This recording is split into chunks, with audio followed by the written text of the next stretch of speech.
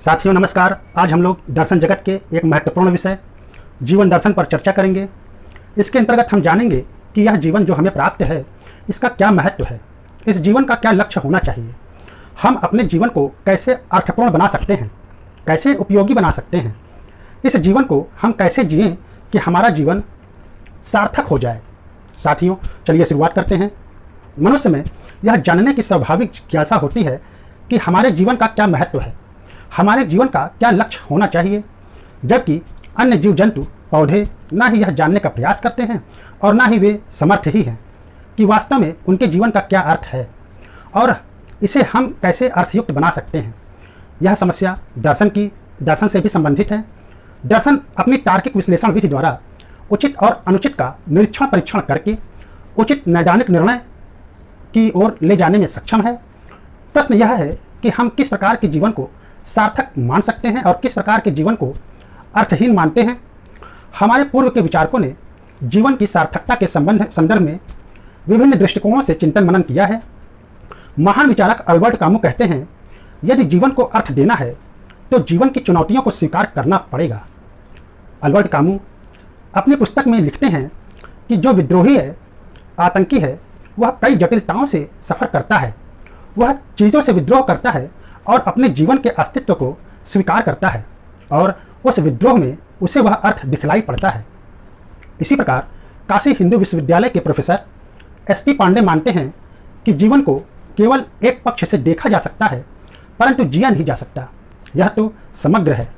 जीवन की सार्थकता एवं इसके महत्व के संदर्भ में अनेक महान विचारकों ने अपना चिंतन व्यक्त किया है, जिसमें can't, professor more, Augustine, Schopenhauer, pascal, सुकरात, प्लेटो तथा समकालीन पाश्चात्य दार्शनिक और साथ ही समकालीन भारतीय दार्शनिकों में स्वामी विवेकानंद, रामकृष्ण देव, महात्मा गांधी, राधा कृष्णन आदि विचारकों ने अपने महत्वपूर्ण और उल्लेखनीय योगदान दिया है।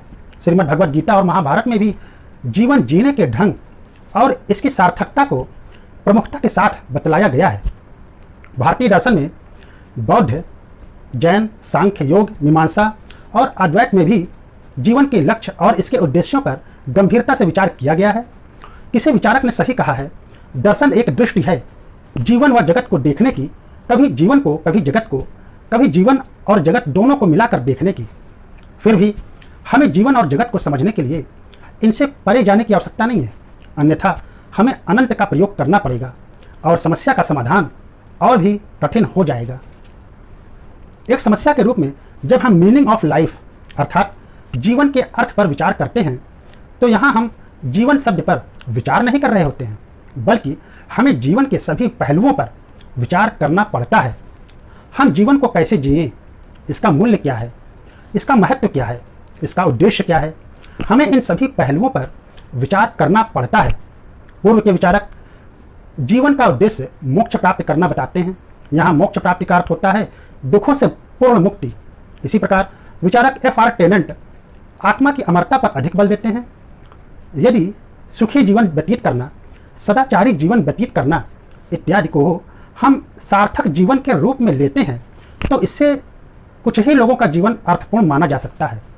तो प्रश्न है कि क्या बाकी लोगों का जीवन निरर्थक है, अर्थात मोक्ष प्राप्त न कर पाने की स्थिति में अथवा नैतिक जीवन नहीं जी पाने की स्थिति में क्या जीवन अर्थहीन हो जाता है।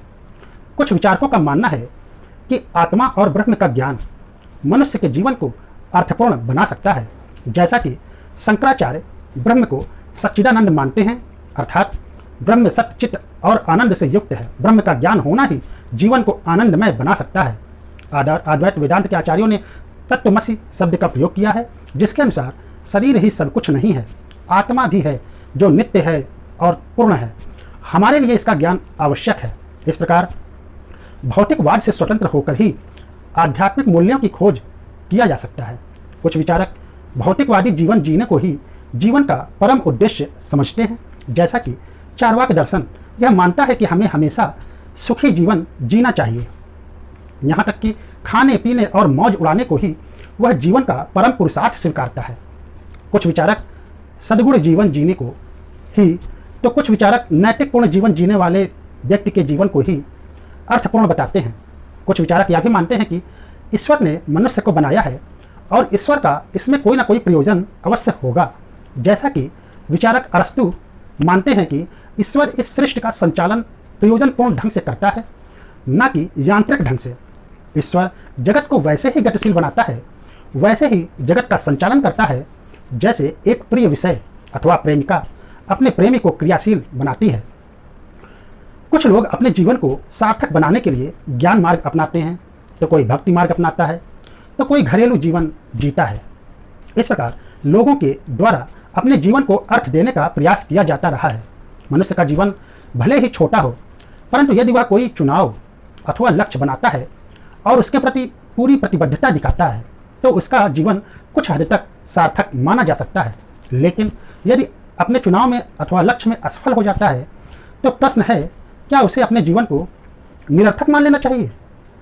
Professor D.N. द्विवेदी जी कहते हैं कि यदि जीवन में सब्जेक्टिविटी अर्थात व्यक्तिनिष्ठता के साथ साथ ऑब्जेक्टिविटी अर्थात वस्तुनिष्ठता भी हो, तो जीवन को बेहतर और अर्थपूर्ण बनाया जा सकता है। अल्बर्ट कामू और विचारक सार्त्र मानते हैं कि यदि हमारे जीवन के संदर्भ में ईश्वर का कोई प्रयोजन अथवा इच्छा होता, तो हो सकता था कि जीवन अर्थपूर्ण होता। लेकिन ईश्वर का ना ही कोई प्रयोजन होता है और ना ही कोई इच्छा। कुछ विचारक यह मानते हैं कि यदि इस संसार में किसी भी प्रकार की तारतम्यता होती जिसे हम व्याख्या कर पाते, अथवा यदि संसार में निश्चितता होती, तो शायद हम लोग जीवन की सार्थकता के संदर्भ में कोई परिभाषा दे पाते। लेकिन संसार में कहीं भी निश्चितता नहीं है, तारतम्यता नहीं है। जैसा कि बौद्ध दर्शन में माना भी गया है, वस्तुएं क्षणिक हैं, जो नित्य है वह विनाशी है। साथ ही किसी भी तथ्य अथवा मूल्य का रैशनल जस्टिफिकेशन भी नहीं दिया जा सकता। विचारक शोपेनहावर मानते हैं कि जिन भी लोगों का जीवन निरर्थक है, उनमें पहले नंबर पर वे लोग हैं जिनका जन्म ही नहीं होता, और दूसरे नंबर पर वे लोग हैं जिनका जन्म तो होता है लेकिन जल्दी ही उनका अंत हो जाता है। किसी विचारक ने सही कहा है, यह ब्रह्मांड विशाल है और इसका विस्तार होता ही जा रहा है। इनमें से किसी एक गैलेक्सी में शायद एकमात्र पृथ्वी ही है जिस पर जीवन है और इस पर अरबों लोग रहते हैं। तो किसी एक मनुष्य अर्थात एक छोटे जीव प्राणी के जीवन का क्या अर्थ हो सकता है? महान विचारक पास्कल महोदय कहते हैं कि एक बेवकूफ़ पृथ्वी का कीड़ा हर चीज़ पर निर्णय लेता है, क्या अच्छा है क्या बुरा है, तो वह कहाँ रहेगा। इसके विपरीत महान विचारक कांट महोदय कहते हैं, अपने जीवन का सम्मान करो, हर तरह का जीवन अपने में पूर्ण है। इसी प्रकार पैरोल और समकालीन पाश्चात्य विचारकों ने इस जगत का निषेध करने के बजाय इस जगत को दिव्य जगत अर्थात दिव्य लीला का स्थान घोषित किया है। जैसा कि रामानुज इस जगत को ब्रह्म परिणामवाद अथवा ब्रह्म की लीला मानते हैं। किसी विचारक के अनुसार मनुष्य का जीवन देश काल निरपेक्ष नहीं हो सकता, क्योंकि मनुष्य मूलतः रागी है, वैरागी नहीं।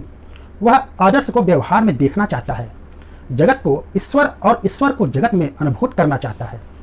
मृत्यु से अमृत की ओर जाने के लिए अव्यक्त आत्मा परमात्मा की प्रार्थना करता है।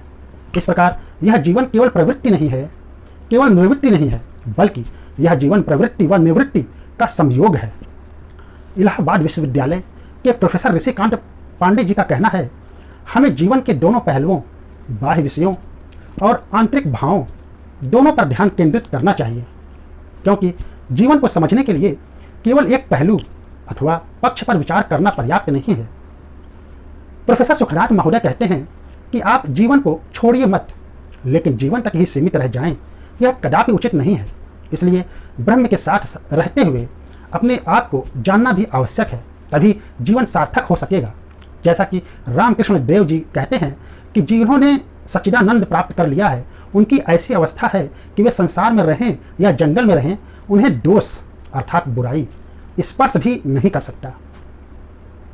महाभारत में एक कहावत है कि जीवन में जिसे रहने का ढंग नहीं है उसे निषाद कहते हैं, जीवन में जिसे रहने का ढंग है उसे भीष्म कहते हैं।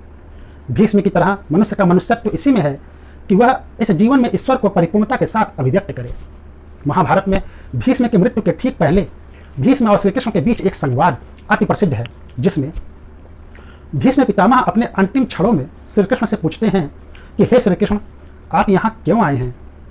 श्री कृष्ण कहते हैं कि मैं आपके दर्शन के लिए आया हूँ। लेकिन भीष्म कहते हैं, हे श्री कृष्ण, आप दर्शन करने नहीं, दर्शन देने आए हैं। यह सभी देवता भी दर्शन देने ही आए हैं। तब श्री कृष्ण कहते हैं कि हे भीष्म, इस जीवन में आते सभी लोग एक जैसे ही हैं, लेकिन इस जीवन से जाने का ढंग लोगों का अलग अलग होता है। इसलिए आपकी मृत्यु देखने के लिए ये सभी देवता यहाँ एकत्रित हुए हैं। तात्पर्य है कि हमें जीवन में इसका पश्चाताप नहीं करना चाहिए कि हमें ईश्वर से क्या मिला है और क्या नहीं मिला है। प्रश्न तो यह है, ईश्वर द्वारा दिए इस जीवन को हमने कितने अच्छे ढंग से देखा है और जिया है। हमें जीवन का अर्थ खोजने के बजाय यह देखना चाहिए कि वह अर्थहीन कब होती है। यदि उन शर्तों को जान लिया जाए तो जीवन की सार्थकता को समझने में आसानी हो सकती है। महाभारत में यह बताया गया है कि वह जीवन एकदम निरर्थक है जिस जीवन में चारों पुरुषार्थों धर्म, अर्थ, काम और मोक्ष में से कोई एक भी पुरुषार्थ सिद्ध ना होता हो। जैसा कि शास्त्रों और पुराणों में बतलाया गया है कि जन्म से 25 वर्षों तक धर्म की स्थापना करना चाहिए। जैसा कि एडवर्ड केयर्ड महोदय के अनुसार किसी व्यक्ति का धर्म वह चेतना है जिसमें वह विश्व के प्रति एक निश्चित दृष्टिकोण अपनाता है और अपने जीवन के संपूर्ण अर्थ को केंद्रित करता है। इसके बाद अगले 25 वर्षों तक अर्थ और काम को सिद्ध करना चाहिए और यदि मोक्ष है तो जीवन के अंतिम क्षणों में उसकी भी साधना की जानी चाहिए। ये चारों पुरुषार्थ जीवन के प्रयोजन हैं। यदि जीवन में इनमें से एक भी पुरुषार्थ सिद्ध नहीं होता है तो वह जीवन निरर्थक माना जा सकता है। इस प्रकार उपर्युक्त चारों पुरुषार्थों में यदि जीवन में कोई एक या दो या अथवा तीन या चारों पुरुषार्थ सिद्ध हो जाते हैं तो वह जीवन सार्थक माना जा सकता है। उपर्युक्त विश्लेषण से स्पष्ट है कि हमें जीवन की सार्थकता सिद्ध करने वाला कोई एक निश्चित मानक प्राप्त नहीं होता है जिसे सार्वभौमिक बनाया जा सके। ऐसा करना भी अर्थात किसी जीवन को सार्वभौमिक उद्देश्य बनाया जाए उचित भी प्रतीत नहीं होता, क्योंकि एक ही प्रकार के उद्देश्य और जीवन को अर्थपूर्णता देने के लिए सभी लोगों के द्वारा एक ही प्रकार का जीवन जीना किसी भी तार्किक दृष्टिकोण से उचित भी प्रतीत नहीं होता। इसलिए अंततः हमें जीवन को अच्छे ढंग से समझना चाहिए, जीवन की चुनौतियों को समझना चाहिए। जीवन को जीने के लिए प्रायः लोग एक पक्ष को स्वीकार करते हैं, लेकिन जीवन को एक पक्ष से देखा जा सकता है, जिया नहीं जा सकता। साथियों, इसी के साथ मेरा आपको नमस्कार।